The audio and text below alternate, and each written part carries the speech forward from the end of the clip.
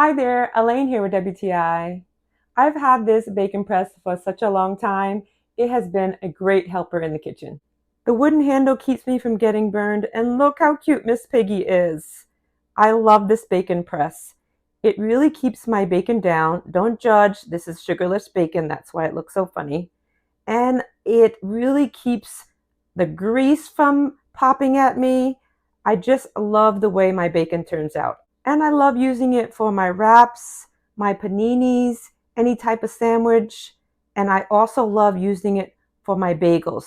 You can get a great crispy bagel when you use this bacon press.